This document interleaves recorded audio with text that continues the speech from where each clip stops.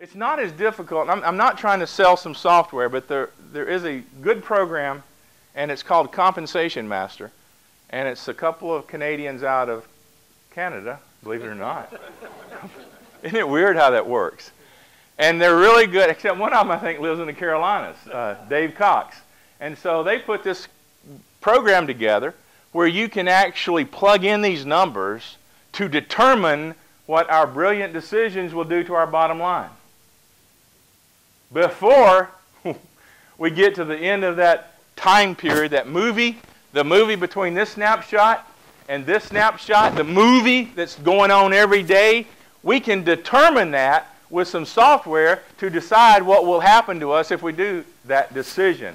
If we go to this split, if we go to that split, if we move this expense, move that expense, lose a few agents and licensees because we made that decision. We can crank all of that in to get something close to a management decision, to where we're not just guessing, we're getting something that's close to being accurate to tell us what those decisions and how they will impact our move.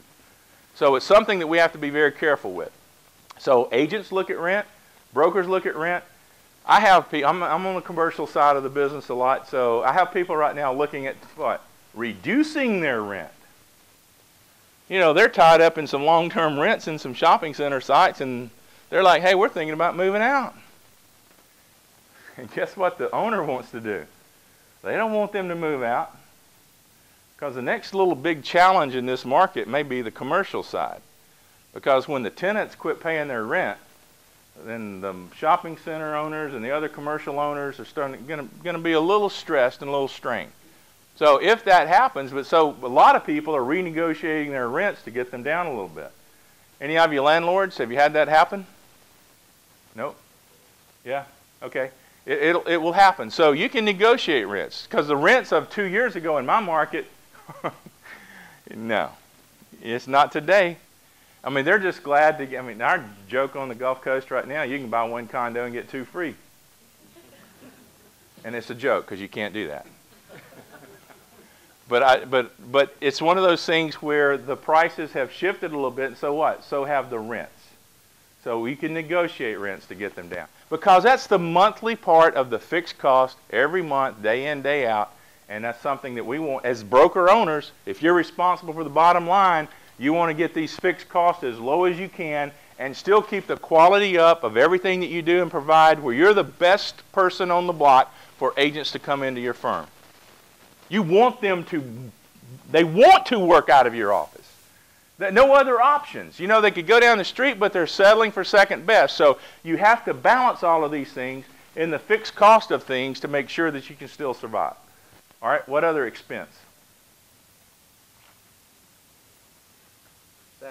Salaries.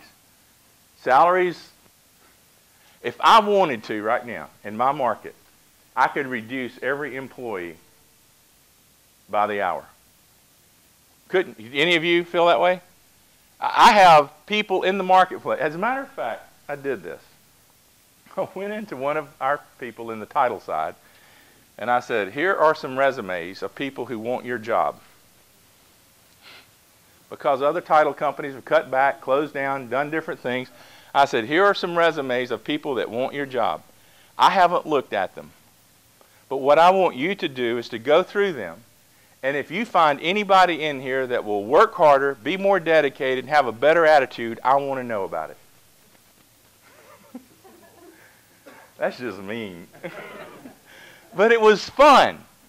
Do you know why it was fun? Because I think she's taking her job for granted right now. And what she needed to know is that she's not the only choice on the block.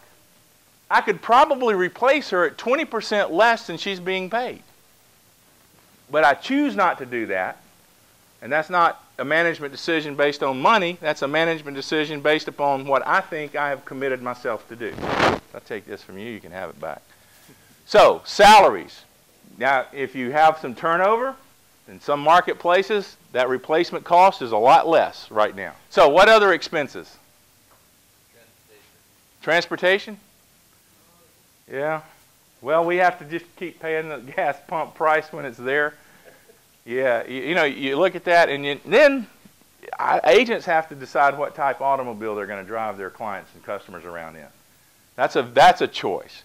And so we have those kinds of things that we have to look at to make sure that we have the balance and whatever the image is that we want to have.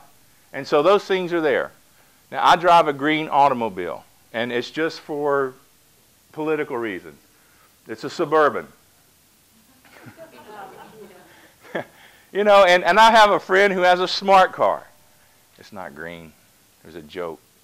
I have a friend who has a smart car. And I went to him one day and I said, we're all going to lunch. There's about 6 of us. I said, we'll go in your car. Yeah. He's like, no, we need to go in your car. I said, no, let's go in your car. I think we ought to go in your car.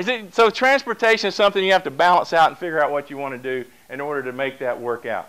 I'm going to move ahead with some things because I want to summarize on a few things. The standard of living of the agent and the broker. There are many agents who think that they should have a much better standard of living than the broker. I'm telling you, the broker needs to have an equal standard of living that you do. The broker needs to be profitable. The broker does not need to give away the shop in order to have agents a good opportunity for a place to work. There needs to be a balance for that, to where brokers and agents both are successful. Because that's our job. I want to build an agent to be successful. Our regional developers want to build our brokers to be successful. And International wants to build the regional developers to be successful, where we can go all the way down through the chain and we help each other to become everything that we can be in this business without one person walking away with all the marbles. It's a balance. It's a good balance. It's a fair balance. So when you start looking at those things, I actually will not take a prima donna agent in my marketplace if they are only thinking about themselves. I won't do it. I will recruit below that top tier.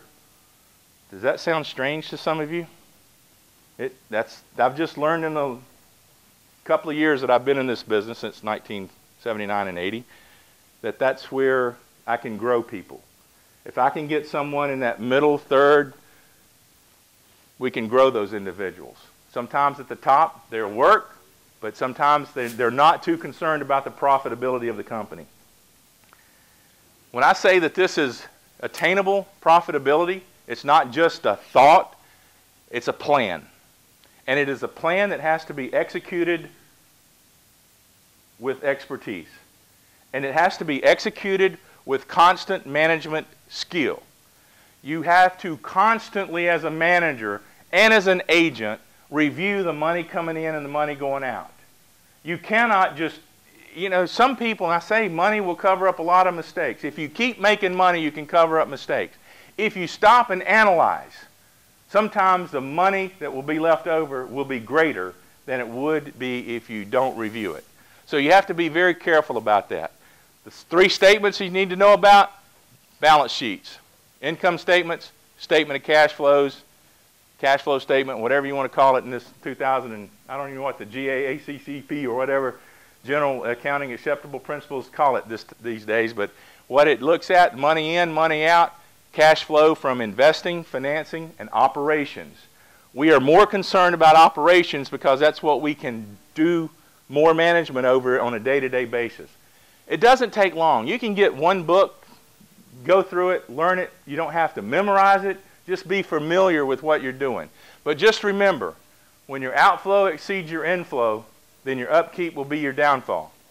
Another statement I'm going to leave you with that did not come out of an MBA book: you cannot lose $10 a deal and make it up on volume. There are people who believe they can.